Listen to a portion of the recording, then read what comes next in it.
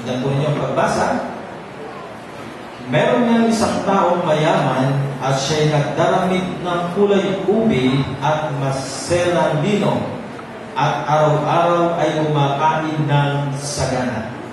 At isang pulubi na ang pangalay Lazaro, lipos na mga sugat at inilalagay sa kanyang pintuan at naghahangad na mapakain ng mga mumo na namamahulog mula sa dulang ng mayaman. Oo, lumapit pati ang mga aso at hinihimuran ang kanyang mga sugat. At nangyari na namatay ang pulubi at siya'y dinala ng mga anghel sa sinapupunan ni Abraham. At namatay naman ang mayaman at nilibing. At sa Hades na nasa mga pagdurusa ay itiningin niya ang kanyang mga mata at natanaw sa malayo si Abraham at si Lazaro ay nasa kanyang sinapupunan. At siya'y sumigaw at sinabi, Amang Abraham, maawa ka sa akin. At subuin mo si Lazaro upang itubog niya sa tubig ang dulo ng kanyang daliri at palamigin ng aking dila sapagkat naghihirap ako sa alab na ito. Datapwat sinabi ni Abraham, Anak, alalahanin mo na ikaw ay tumanggap ng iyong mabubuting bagay sa iyong pamumuhay, at si Lazaro sa gayon ding paraan ay masasamang bagay. Datapwat ngayon inaaliw siya rin at ikaw ay nasa kahirapan. Talata. At bukod sa lahat ng ito, ay may malaking bangin na kalagay sa pagitan namin at sa inyo upang ang mga nag-ibig tumawid buhat dito hanggang sa inyo ay hindi maaari at gayon din walang makatatawid mula diyan hanggang sa amin. Ito po ang mga salita ng Diyos. At ngayon po ay All Saints Day. Hindi po, ito po ang araw na tinakda ng ating ibang mga samahan.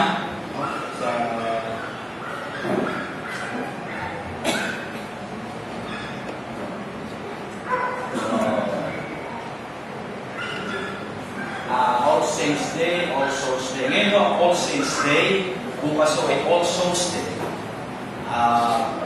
Ito po ang araw na hinanda para ipag-alalahan. Yung All Saints Day po ay, yan po ay araw ng mga tinatawag nilang santo. Mga nakagawa daw ng mabuti at sinasabi sa biyaya ng Diyos ay nasa langit, yun po yung pinagdiriwang ngayon. Supposed to be All Saints Day.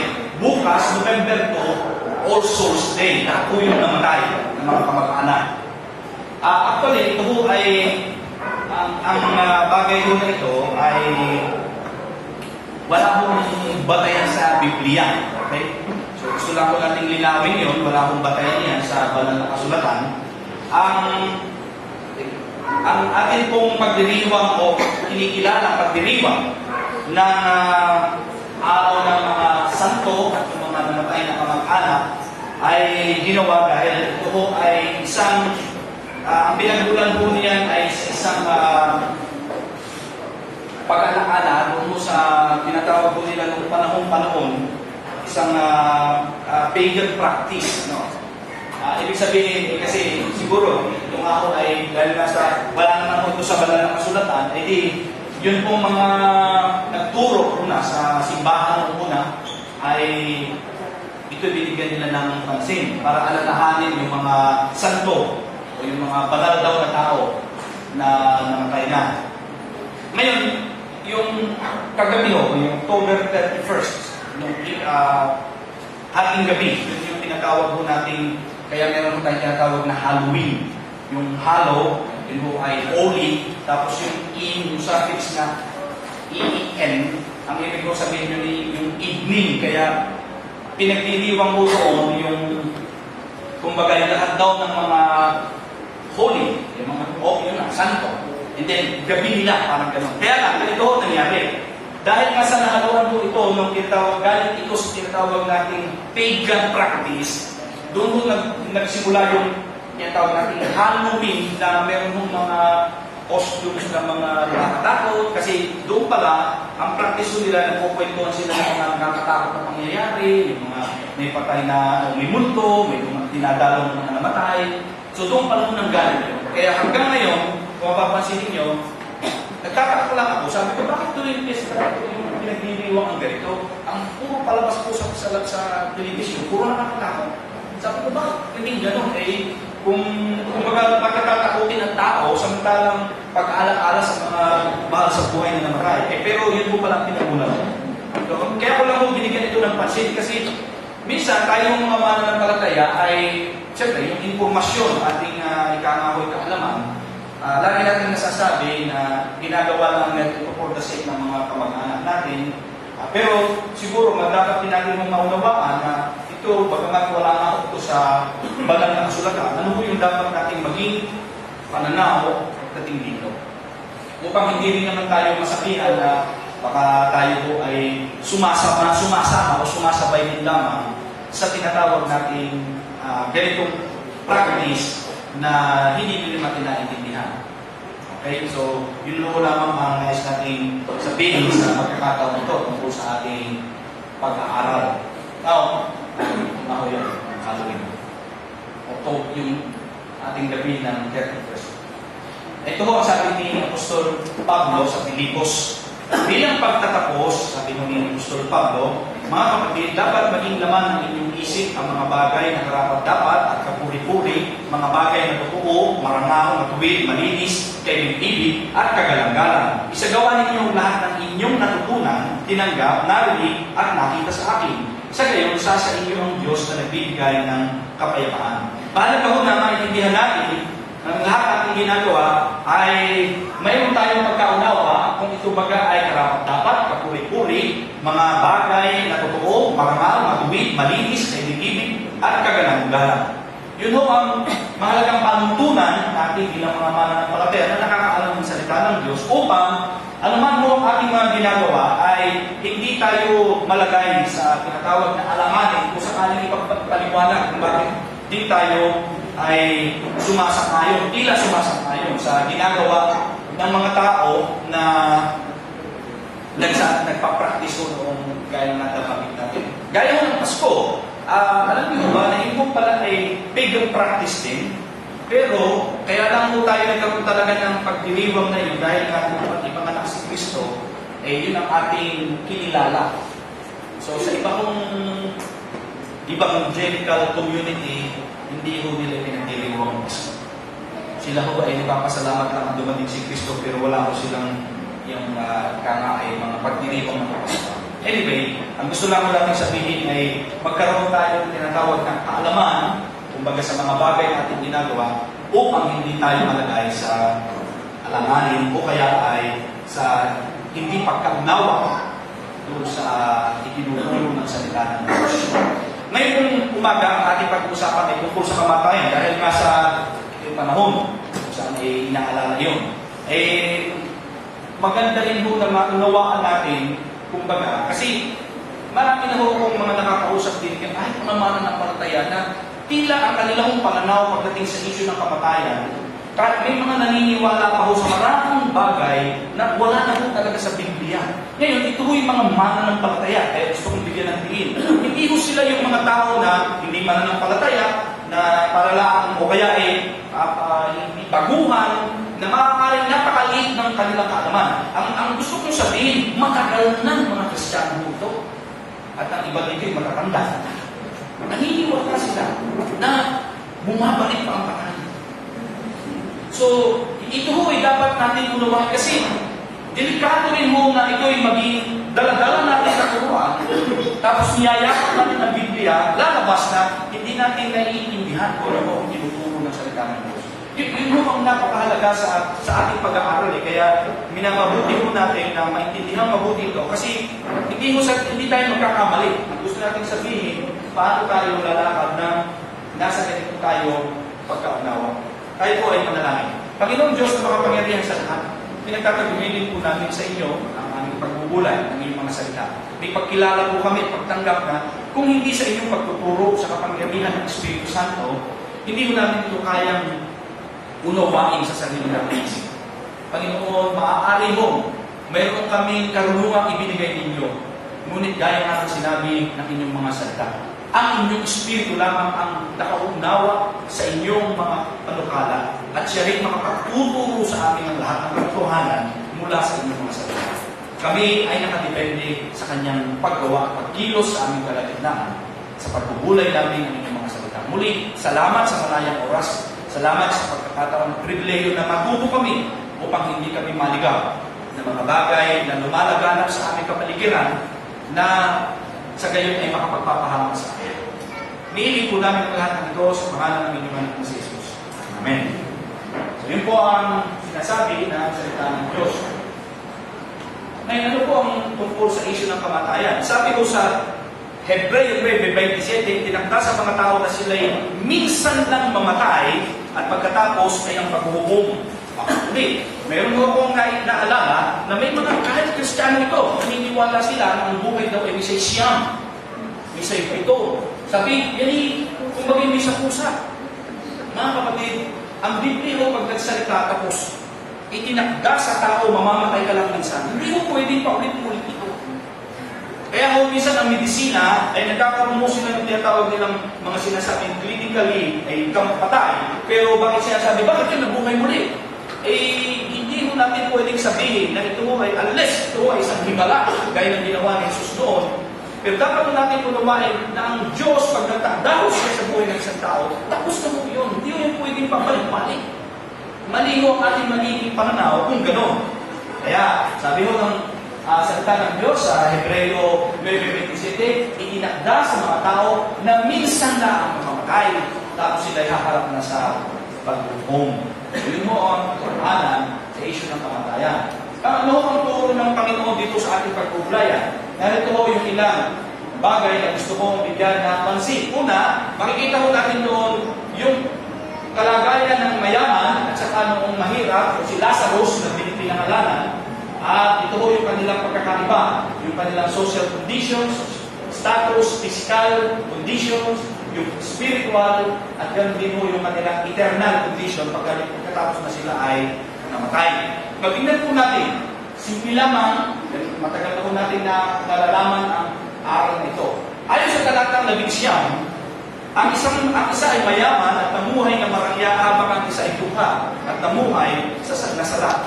Mga kapatid, ang background po ng pagsasalita ng Panginoon o pangangaral ng Panginoon ay may kinalaman po sa kanyang pakikipag-usap o tinatawag natin discourse o pakikipag-dialogue, pagtuturo sa mga tao ay partikular sa mga Pariseo. Mga Pariseo. Dito sa tagpong ito, ating makikita na nais bigyan ng Panginoon ng Jesus ng diin ang isang katotohanan na may kinalaman sa pupuntahan ng tao kung paano siya, ano ang kanyang naging kalagayan o kondisyon sa harapan ng Diyos. Dahil remember, ang mga Pharisees ay religious people yan. Yan yung mga tao na napaka-religious. Ang tingin nila sa kanilang sarili talaga, sila ay pupunta sa langit. Yun ang maganda yun. Kumaga parang ang dating nila, sila ay parang napakabuti na din ang tao. Kung sila may nagkakamali ay parang sabihin natin, napakaliit na porsyento. At ito ay hindi magiging dahilan para hindi sila pumunta ng langit. Ay samantalang ang gustong bigyan ng diin ni Jesus, yung kondisyon nila sa harapan ng Diyos. Kaya ito ay isang parabola o talinghaga. Isang kwento na kung saan sinasabi ni Jesus para magbigay ng turo o aral sa harapan ng mga Pariseo at iba pang mga nakikinig. So, binanggit niya ho dito ang kalagayan ng dalawang tao, isang mayaman, isang beggar o mahirap. O sinasabi pulubi o yung wala siyang kakayanan kumbaga sa kanyang kalagayan upang mamuhay gaya ng isang mayaman ito. Sa Mateo 19:26 o 19 hanggang 26, makikita ang kalagayan ng isang mayaman. Ito yung kung nabasa na po ninyo, ito yung binatang mayaman. Remember, lumapit sa Jesus, sabi niya, Guro, paano mo pa ako maliligtas? So sinabi ng Panginoon, ay ito, ginawa mo ito, gawin mo ito. Sabi niya, ginawa ko na ho lahat yan. Kita niyo yun? Ginawa ko na ho lahat yan. Kasi ito ho'y Hudyo. Sa kanila ho, ang practice ng pagsunod sa kautusan, napakahalaga. Napakahalaga. Kumbaga, para kang by the letter, susunod ka para matiyak mo na ikaw talagang sa Diyos at ikaw ay bubog sa langit. Kumbaga, yun ang kanyang paniniwala. And remember, ang mga Pariseo ay naniniwala sa life after death. May resurrection. Mayroong kabilang buhay. Naniniwala ko sila doon. Kaya nung kausapin ng Panginoon yung mayaman, ang sabi, okay, pagbili mo ang kanilarian mo, pamigay mo, sabi mo, nalungkot yung mayaman kasi napakayaman niya. At siya ay tumalikod kay Jesus. So yun ho ang isang pagkakataon kung saan ay binanggit yung kalagayan ng mayaman, gaya ng binabanggit ko doon sa talatang 19. So mayroon mong babala si Jesus ayon sa Mateo 19, 23 hanggang 24. Tignan mo natin sa dali itong kanyang babala. Mateo 19, 23 hanggang 24. Sinabi ng Panginoon sa kanyang mga taga, katotohanan sinasabi ko sa inyo, mahirap sa isang mayaman ang pumasok sa karera ng langit. Muling sinasabi ko sa inyo, mas madali pa sa isang kamelyo ang dumaan sa butas ng isang karayom kaysa isang mayaman ang pumasok sa karera ng Diyos. Maaari mo sa puntong ito ay magkakaroon tayo ng isang tanong na yun bang kalagayan ng pagiging mayaman ay hadlang para tayo ay pumasok sa karera ng Diyos? Yun ay normal na magiging tanong dahil nagbabala ang Panginoong Jesus tungkol doon. Now, doon mo sa kalagayan yun, makikita natin, ito ho ang dahilan. Ang dahilan kung bakit nagiging hadlang ang kayamanan sa buhay ng tao, Mateo 6:24, ano ho ang kalagayan yan? Dahil ang puso ho ng isang tao, kapag sa kayamanan nakapokus, hindi yun sa Diyos. Hindi siya sa Diyos pupokus o magbibigay ng kanyang pansin, kundi sa kayamanan. Sa unang Timoteo 6:9 hanggang 10, sinasabi ng Apostol Pablo, pagsabihan mo, ayon niya kay Timoteo, ang mga taong gusto yumaman. Mga kapatid, mapapansin niyo na kapag tayo ang binabanggit ng Biblia, ang kayamanan sa Biblia, lagi mo yung nikakalakit na babala. Kasi hindi ho kontra ang Diyos sa kayamanan. Ang problema ho, ang puso ng tao na naapektuhan ng kasalanan, kung paano ang kayamanan ay ginagawa niyang Diyos. Hindi sinasabi na dahil mayaman yung tao, ay hindi na siya pupunta sa langit. Kasi maaari yun ay maging issue sa atin. At isipin natin kung gayon, dapat ba tayo maging mahirap na lamang? Tingin ko hindi, kasi kung mapapansin mo ninyo,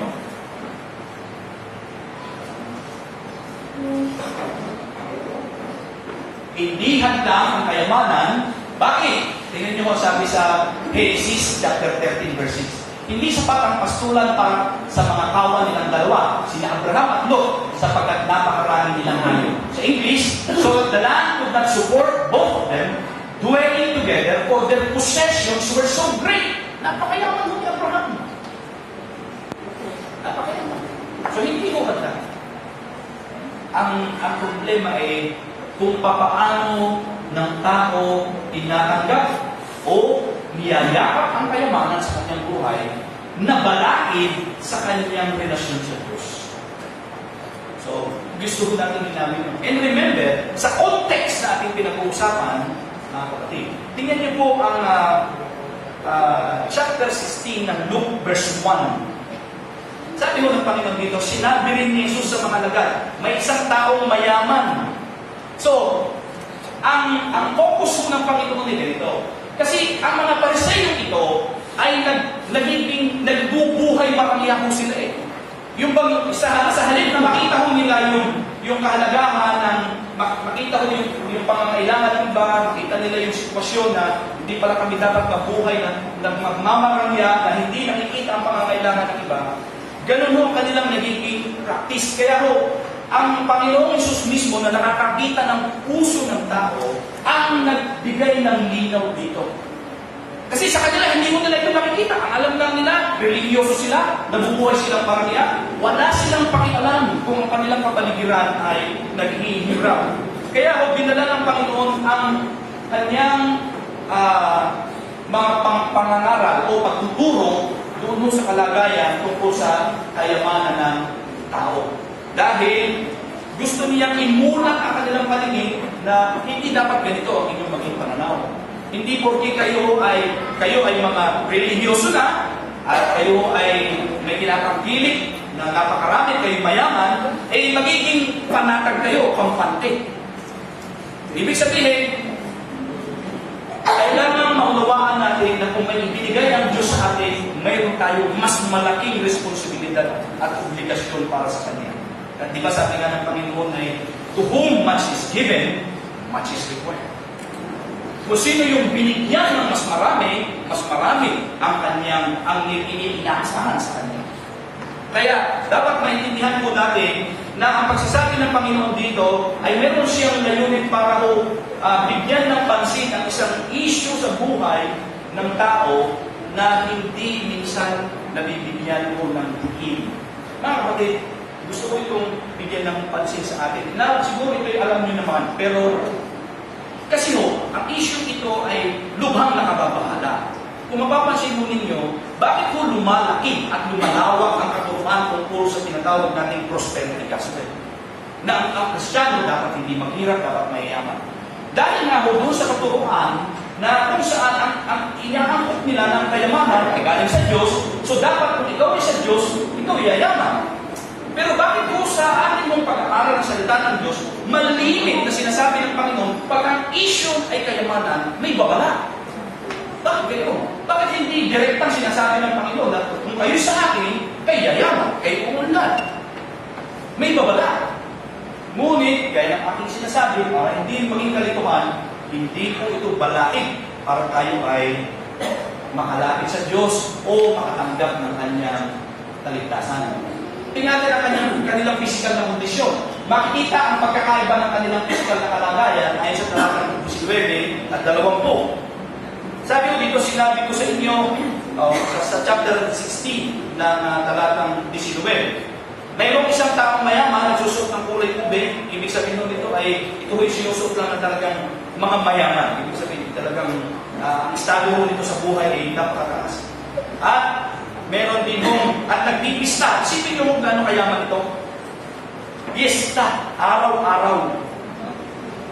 Kumbaga, walang problema pag issue ng pagkain. And then verse 20, at ang kanyang pintuan ay nakahandusay naman, o sa kanyang pintuan nakahandusay ang isang ulubi na ang pangalay Lazaro na puno ng mga suka. Verse 21, na naghahanap na makakain mula sa mga nauuhulog sa hambag ng mayaman, maging ang mga aso ay lumalapit at hinihimura ng kanyang mga sugat. Mga kapatid, dito'y malinaw ang contrast na sinasabi ng Panginoon.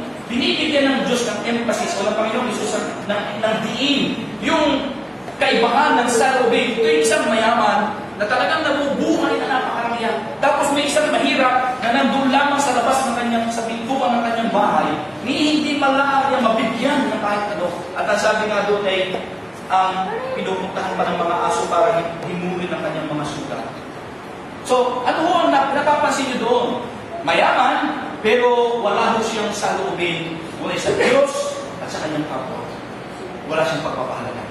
Gusto lang niya i-enjoy ang kayamanan. And then tayo ng mga nanampalataya, hindi naman masama, hangad din. Pero dapat natin tandaan na sabi ko nga kanina, the more na kung bibigyan ka ng Diyos, then the more is required. Dapat kayo. Hindi yung parang tayo ay nag-iisip na, okay, blessing ng Panginoon, so enjoy. Hindi masama yun, pero dapat natin maintindihan na sa ating kapaligiran ay mayroong mga nangangailangan. Ganun ho ang purpose ng Diyos para imulat ang mata ng Pariseo o ng mga Pariseo sa pamamagitan ng tinatawag na patalinhagan ito. So bagamat hindi nabanggit kung sila parehong may sakit, ngunit masasabi natin na kalulunos ang kalagayan ng luha. Kasi wala namang sinabi sila may sakit. Pero most probably, yun kung mahirap, maaari may sakit na yun. Maaari talagang ang kanyang kalagayan ay nasa isang kondisyon na terminal na, maaari.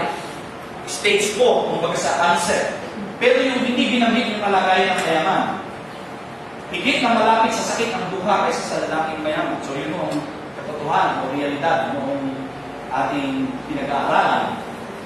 Pansinin mo ninyo itong sinabi ng salita ng Diyos sa lumang lupa. Ang umaapi sa mahirap ay humahawak sa may... Ang umaapi sa hirap ay humahamak sa may kapal. Ngunit ang matulungin nagdudulot ng karangalan. Kawikaan 14:31. Kapag katuho ang ating ang nahirap yung inaapi natin, ang hinahamak daw natin ay ang Panginoong Lumikha. Buhat sa puso ko ay aking ihahayag.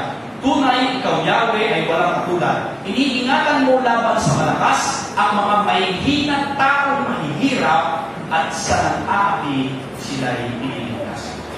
Ang issue ko ay ganito, mga kapatid. Sa lumang tipan, alam ng Diyos ang kondisyon ng mga taong walang may pagmamalaki as far as yung material possession is concerned. Wala. Kumbaga, abahan. Ang kondisyon ng mga mayayaman, yan ho yung may kontrol, yan yung may kapangyarihan, yan yung may kayang magawa. Kasi pag mahirap ka, talagang ano magagawa mo kung tatapatan ka ng kayamanan. Pero ito po ang isang napansin ko. Sa lumang tipan, makikita ho natin kung gaano inilalarawan ang magiging malapit ng Diyos sa mahirap. Actually, sinabi nga ni Apostol Pablo sa Corinto ang salvation mas malapit sa mahirap. Well, siyempre, prerogative ng Diyos siya ang creator, siya sovereign. Remember, anong sinabi ko ni Abraham sa mayaman? Ikaw ay nagpasasana. Ikaw ay namuhay na ng marangya, samantalang si Lazaro ay naghihirap. So, sino kakampihan ng Diyos? Yung nagpapasasa o yung nasa kahirapan? So, yung balance lang, may hustisya ng Diyos, may katarungan siya. Kumbaga, pinakikita lang mo doon yung larawan kasi ang mahirap, walang ibang tatawagan kundi ang Diyos. Saan sila lalapit mo sa panahon ng kanilang pangailangan? Kundi ang sabihin nilang, Panginoon, tulungan po ninyo kami. Samantala, kung tayo po ay siyempre marangya ang buhay at wala tayong tunay na relasyon sa Diyos, ang kayamanan ay paiikutin lang natin sa ating mga kamay para magawa natin ang paraan. Ibig sabihin, dito natin pwedeng sabihin, the money, or sabi, he who holds the gold holds the power. Money speaks. Sabi nga ng ibang narinig ko pera-pera lang yan. Tapatan lang yan. So, ganun ho ang trabaho ng mga taong may mayaman pero walang relasyon sa Diyos at hindi nila naiintindihan kung ito bagang binigay sa kanila ng Diyos ay saan nila dapat gamitin. Ito ay kanila lamang sinasarili at nagiging silang mapang-abi o mapang-alipusta sa mga mahihirap. So, yun ho ang kondisyon. Ngayon, ating pong sundan sa susunod nating pagtingin sa spiritual na kalagay. Makikita natin na ang mayaman sa punto kong ito ay walang tunay na pagkaunawa sa katuruan ng salita ng Diyos. Bakit ho? Kaya sabi ko nga kanina, hindi ho ang issue lang ay yung pagiging mayaman. Kasi doon mo sa ating pinag-aaralan, kung napansin nyo sa huling bahagi, hindi na ito natin basa para sa panahon, makikita ko ninyo doon sa chapter 19 ng chapter 16 ng Lucas. Doon sa huling bahagi, sinabi ho ng Panginoon ni Abraham doon sa mayaman, subalit sinabi ni Abraham, ito ho ay yung pagkukwento ni Jesus na nag-uusap yung mayaman at saka itong si Abraham. Sabi ho ni Abraham, sinabi ni Abraham, nasa kanila si Moises at ang mga propeta, hayaan mo silang makinig sa kanila. Ano po yung Moses at propeta? That is the Old Testament. Ibig sabihin, yun yung scripture. Yun yung nagpapatunay kung ano ang tamang pakikipagrelasyon ng tao sa Diyos. Hindi nyo sabi mo ni Abraham, nasa kanila yun. So, ano po ang kumbaga, implikasyon? Ano po yung ini-imply nito? Hindi direktang nakalagay. Pero ano po ang gusto sabihin ito? Hindi nauunawaan ng mayaman ang salita ng Diyos. Hindi niya alam. Kasi sabi niya ni Abraham, nasa kanila na kasulatan eh. So, spiritually, poor. Spiritually, siya ay dukha.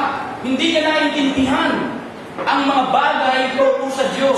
Hindi niya naintindihan ang kayamanan ng katotohanan ng salita ng Diyos. Siya ay mayaman materially, pero mahirap pa siya sa daga pagdating sa issue ng katotohanan ng salita ng Diyos. At marami ng tao ngayon, hindi lang siguro yung mayaman, even mahirap, na walang pagkamuan kung ano ang katotohanan ng salita ng Diyos.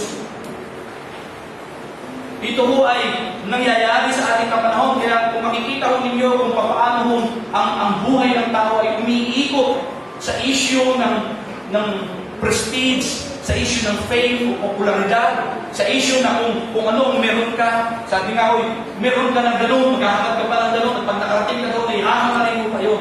Walang satisfaction. Kasi ang nakikita mo, parang nandoon yung kahulugan ng buhay. And just to remind you, ang mga Pariseo po, dahil iniisip nila na sila'y malapit sa Diyos, yung kanila, kung ano yung meron sila, tinatanggap nila. Well, blessing ng Panginoon yun. Pero ang problema, yun po ay nagiging, sa kanilang buhay, yun ay kanilang nagiging Diyos. Hindi na po yung tunay kong Diyos. Yan po ang ibig sabihin.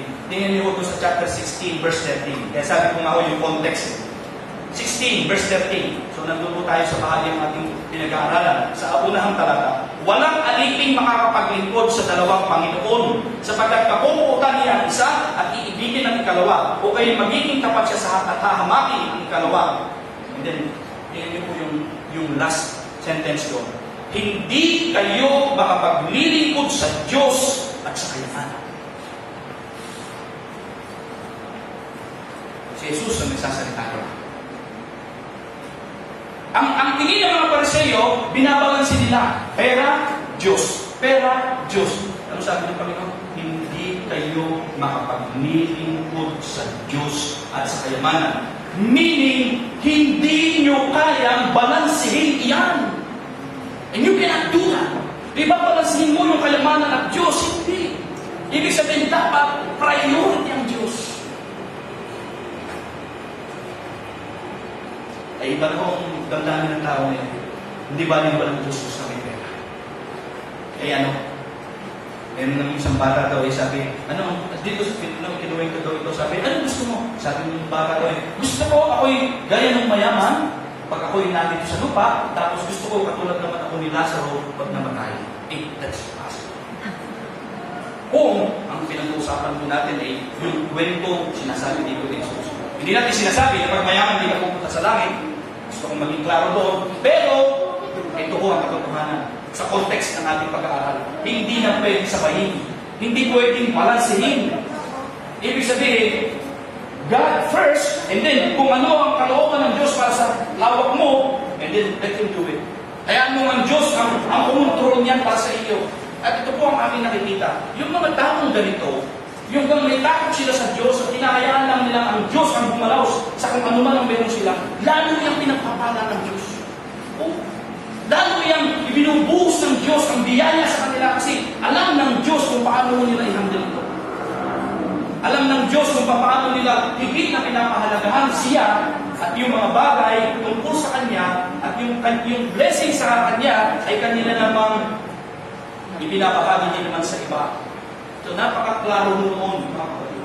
Ang isang namatay na ay hindi na makababalik sa dati niyang kalagayan malibang buhayin sila gaya ng ginawa kay Lazaro. Ibang Lazaro po ito, yung kapatid ng Marta at Maria, at yung iba pang nabanggit sa Biblia. Yan, kanina binanggit po ito. Kasi ang tinutukoy mo natin spiritual na kalagayan. So, ang namatay na pala, hindi na pwedeng bumalik. So dapat, lahat ng nagsasabi at nag-iisip sa atin na bumabalik ang patay, nagmumurto, nagpaparamdam, burahin na yan sa isip. Hindi pwedeng ganyan. Kasi pag ganun ang ating paniniwala, lalabas, hindi natin pinaniniwalaan at sinasabi na salita ng Diyos. Kinukontra natin eh. Pag sinabi natin, ay bumalik ang asawa ko, ay bumalik ang anak ko, ay bumalik ang tatay ko, ay bumalik ang lolo ko, hindi na ho sila iyon. Never na silang babalik. Malinaw eh. Unless yung si Lazaro, dahil yung namatay, binuhay ni Jesus. Tapos yung Tikio, yung nahulog sa bintana, nagsisermon si Pablo, nahulog, patay. Dinambot ni Pablo, at nabuhay muli. So, marami pa akong kaso. Yun ho, nabuhay muli. Pero, yung iba ho, hindi na. Kumbaga hanggang doon na lamang, gaya ng namanggit natin kanina. Ang dukhang si Lazaro na ang pangalay nga kahulugang tinulungan ng Diyos. Yung pala kung meaning ng Lazaro. So kung mag-aanak kayo, pangalanan niyo, Lazaro. Sa iba naman kasi sasabihin ko, hindi na maganda ko Justin Bieber. Mga ganyan. Mga Alvin Richards. Hindi na parang Lazaro. Parang sabihin, uy, araw! Parang pero yun, tinulungan ng Diyos. Helped by God. Alam niyo kung bakit ito? Kung akin yung pinag-aralan na ito, sa parabola ko, hindi ho ito practice, hindi rule na naglalagay kayo ng pangalan ng tao. Kasi ito ho una ay kwento. Para ba ganito? May dalawang tao na naglalakad o may dalawang tao na nagpunta doon. Hindi ho sila naglalagay ng pangalan. Pero bakit naglagay ng pangalan si Jesus mismo? Lazaro. Bakit? Pero hindi mo yan yung kapatid ni Maria at Martha. Iba ko ito. Iba yan. Dahil doon, ano po ang makikita natin? Gusto kong sabihin sa inyo na bakit natin pwedeng sabihin yung spiritual condition ni Lazaro. Kasi hindi ko maliwanag dito mga kapatid. Dahil tayo pag nagbasa, sasabihin natin, wala naman diyan yung tinanggap ni Lazaro o Panginoon. Wala naman sinabi dyan, at tinanggap ni Lazaro o Panginoon bilang Panginoon tagapagligtas. Kaya siya pumunta sa langit. Wala po, hindi yan. Wala. So paano mo patutunayan yan? Ito po ang aking nakita doon. Kasi kung ang pangalan ay Lazaro, meron mo akong naalala. Kasi sabi sa talatang 22, si Lazaro ay dinala ng mga anghel sa piling ni Abraham. Sino ang nagdala sa piling ni Abraham kay Lazaro? Anghel. Hindi ho demonyo. Anghel. Now, ano po ang responsibilidad ng mga anghel? Tingnan niyo sa sa Hebreo 1:14. Hindi pa sila lahat ng mga espiritong nasa bawat lagawain. Anghel, yan ang anghel. Na sinugo upang maglingkod sa kapakanan ng mga magmamana ng kaligtasan. Kasi, ay mga kapatid, nakuha ko yung palang mga mamamatay na Kristiyano, pinako ng kapag po kayo namatay tayo at wala akong nakaon, kabahal ko tayo. Kung nag-delay man, baka halimbawa traffic sa isa, halimbawa sabi, kami lang napasakit, hindi kami nakalimitang uminom ng sandal. Ibig sabihin, kasi mga kapatid, wala akong nakita na yung unbeliever ay kinakaon.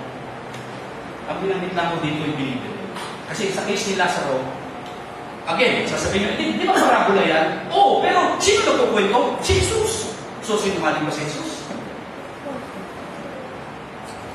Ay sabi, ang anghel, ang kanilang responsibilidad ay sa kapakanan ng mga magmamana ng kaligtasan. So, si Lazaro ay magmamana ng kaligtasan. Yun ang nakalagay doon na makikita natin. Ginaon siya eh. Dinala siya ng anghel sa piling niya. Kung nakita po natin ang spiritual na kondisyon ng dalawang ito. Now, ano po ang kalagayan nila sa kanilang buhay? Sa talatang 22, makikita natin na magkaiba ang pinatunguhan ng dalawang namatay. Magkaiba. Sabi ko dito sa ating teksto, sa huling bahagi, na nangyari na matay ang pulubi at siya dinala ng anghel sa duman ni Abraham, o doon sa sinapupunan ni Abraham, sa piling ni Abraham. Namatay din ang mayaman at nilibing. And by the way, doon daw wala sa practice kasi nila doon, pinuburol. Pero hindi mo nagtagala burol ito. Yung daw mayaman ay talagang grande. Kasi siyempre, mayaman siya. Pero, tingnan niyo sa talatang 3. At mula sa Hades, na kanyang pinagdurusahan ko yung mayaman, ay tumingala siya at nakita sa malayo si Abraham at si Lazaro na sa kanyang kanungan. So, magkaiba. Yung isa ay nasa piling ni Abraham at ang isa ay nasa pagdurusa. Okay? So, yun ang kanilang kalagayan na makikita natin. Si Lazaro, sa piling ni Abraham, at ito'y lugar ng kaaliwan, ang mayaman naman ay sa lugar ng pagdurusa. Binanggit po sa salita kung doon yung salitang Hades. Now, sa Old Testament, kasi alam po yan ng mga Pariseo, mga Hudyo, ang Hades ay titingnan nila na lugar ng kamatayan. Pero in this particular case, sabi ko doon, at mula sa Hades na kanyang pinagdurusahan, so meron palang kinalaman na yung kinalagyan noong mayaman ay pagdurusan. Mga kapatid, hindi pa po ito. Ito yung tinatawag natin sa ating theology na intermediate state. wala pa ho ito sa talagang impyerno. Ito ho ay isang lugar kung saan nasa loob pa lamang po si ang mayaman na tinatawag po natin yun yung bagang yung ginagamit ngayon natin pag nagpapainit tayo ng mga microwave. Ibig sabihin mo, intermediate state. Hindi pa ho ito impyerno. Kumbaga, doon sa parte naman ng ni Lazaro, yung piling ni Abraham, yung bosong, at remember sabi ng Panginoon nung siya'y nakapako, ngayon din sasama kita sa paraiso. Yun.